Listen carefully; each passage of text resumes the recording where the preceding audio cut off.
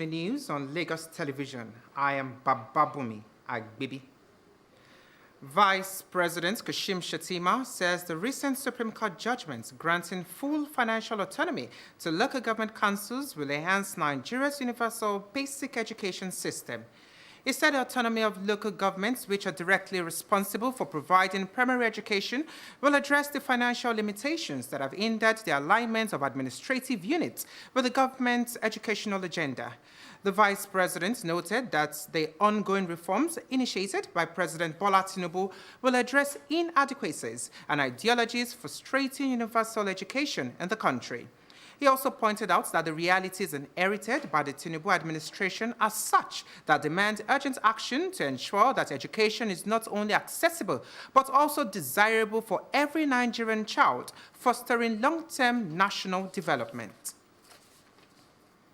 The federal government says legal and diplomatic efforts are ongoing to recover some seized presidential jets. The Attorney General of the Federation, Lateef Fagbemi, stated this in a statement through his spokesman, Kamaruddin Ogundele.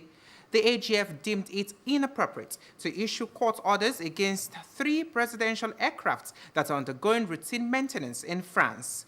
The federal government stated that although additional measures are being implemented to address the entire dispute through legal channels, its strong stance is that the aircraft in question are sovereign assets used exclusively for sovereign purposes and are thus immune from attachment.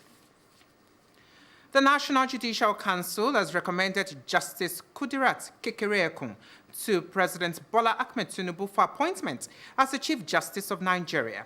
NJC spokesman Soji Oye said the decision was taken following the Council's 106th meeting presided over by the CJN, Justice Olukayode Ariwola. Recall that Justice Olukayode Ariwola was appointed as the CJN on September 21, 2022 by former President Muhammadu Buhari. He is billed to bow out on August 22 when he will attain the mandatory retirement age of 70. Already, the Supreme Court currently has the full complement of 21 justices. In the long tradition of the apex courts, the next most senior justice will likely step in.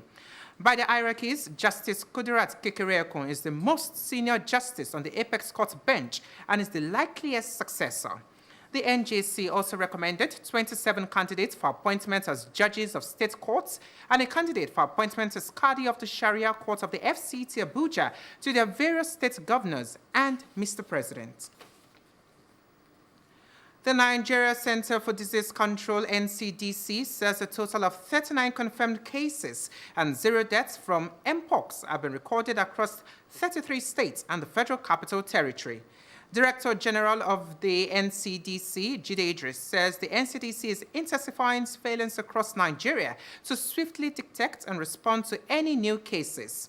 Idris adds that the NCDC, all port health services across all 5 international airports, 10 seaports, and 51 land foot crossing borders are on high alert.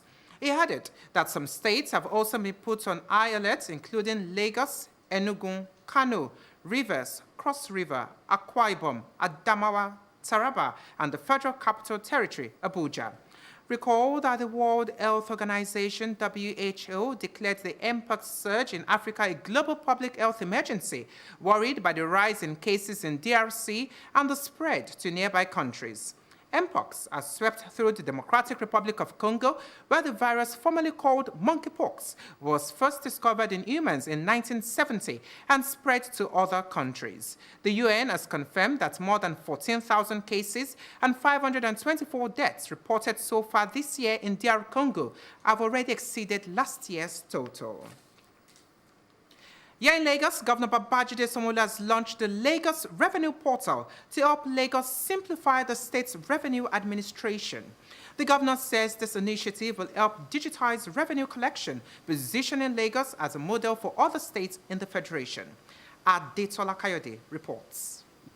Revenue generation is the bedrock and foundation that galvanizes a nation's economy and to help deliver more dividends of democracy to the people, building physical, social infrastructure to upgrade the skills of the people. The Lagos State government has launched the Lagos Revenue Portal, LRP, to expand tax base, explore new revenue streams, strengthen tax administration, and optimize existing processes, leveraging technology. Governor Babajide Sanwo-Olu says this innovation is one more step closer to the Greater Lagos agenda, promoting culture of accountability in revenue collection, collecting it in a friendly manner with full accountability. The Lagos Revenue Portal is more than just a platform. It is a game changer. It is designed to streamline our payer enumeration process. It is a system that will make it easier for individuals and businesses to comply fully with their constitutional obligation, which is their tax obligation. By simplifying this process, we're removing whatever barriers that we have. Barriers for compliance, we're removing it, which we believe that in turn it will boost our revenue base. But more than that, we're promoting a culture of accountability and transparency in revenue collection. It makes business easy to do in Lagos. So our non-tax revenue will be easy to understand and identify. So it stratify our data per sector.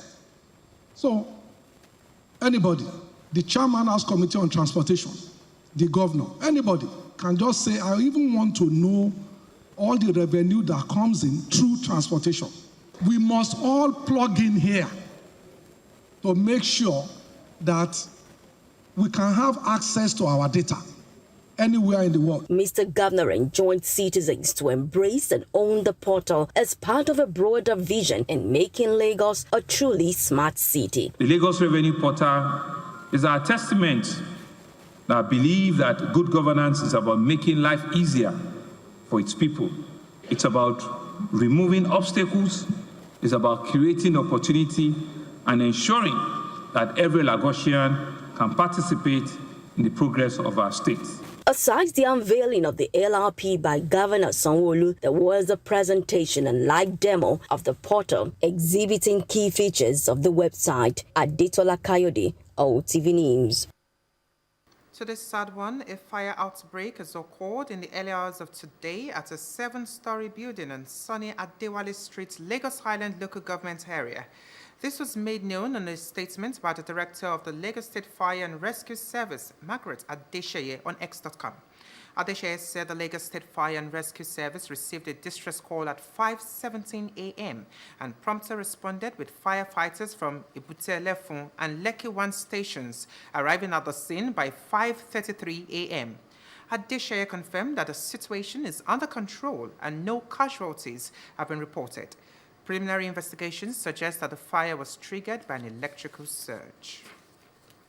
In sports, the Adewale Issa Foundation Junior Tennis Championship holding at the National Stadium, Surulere, has been commended for attracting players from different parts of the country. The turnout at the flagship competition indicates organizers' resolve to enhance the sport from the grassroots and groom talents.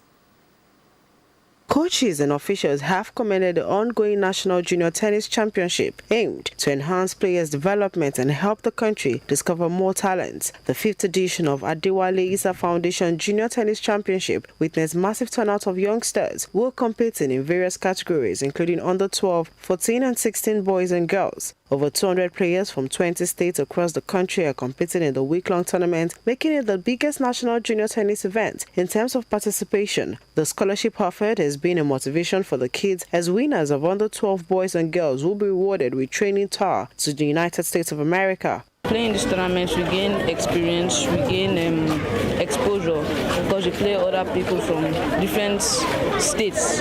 People who play differently, we learn to play against them, and then we also learn how to compete. We learn fighting spirits, we learn resilience. It's more like an improvement tournament so that when you reach a certain age, you move up.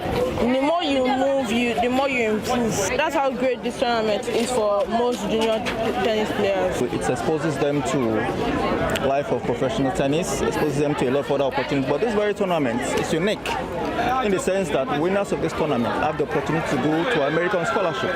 So that's why this is unique.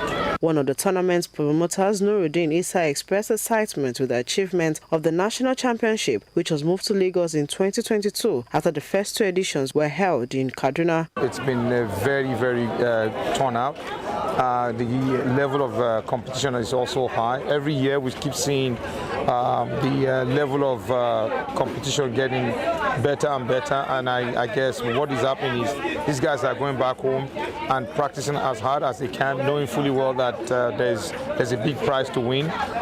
So that's been helpful, you know. Issa added that the family of the late tennis icon is committed to ensuring that junior players have the platform to develop talent while urging the collaborative support of the Nigerian Tennis Federation. We encourage every other person that's out there to look into helping these kids, you know, get the best out of their tennis, especially if there's, let's imagine there's 12 of these type of tournaments in a year. Every month they go from one tournament to the other, you know. That's going to really help them. The AIF Junior Championships will climax on Saturday, August 17 at the table tennis section of the National Stadium, Surulere. For more news, connect with Lagos Television on these social media platforms. A quick reminder to call Lagos toll-free lines 767-112 in case of emergencies. Many thanks for watching. I am Bababumi Agbibi. Join us again at 2.